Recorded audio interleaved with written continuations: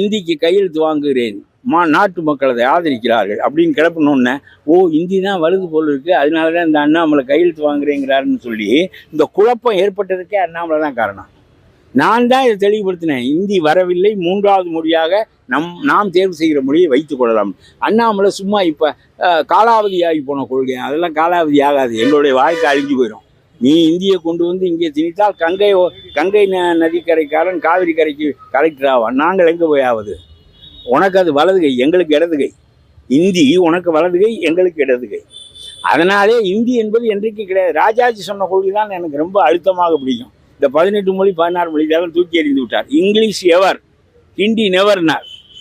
அதனால நம்ம இந்தியா ஒன்றாக இருக்க வேண்டும் என்றால் இந்த தேசிய மொழி கொள்கையை பாரதிய ஜனதா கட்சியும் காங்கிரஸும் மாற்ற வேண்டும். நான் கேட்கிறேன், நீ வாஜ்பாய் அரசாங்கத்திலும் இருந்தாய், திமுகவை கேட்கிறேன், வாஜ்பாய் அரசாங்கத்தில் இருந்தாய், காங்கிரஸ் அரசாங்கத்தில் பல காலம் இருந்தாய்.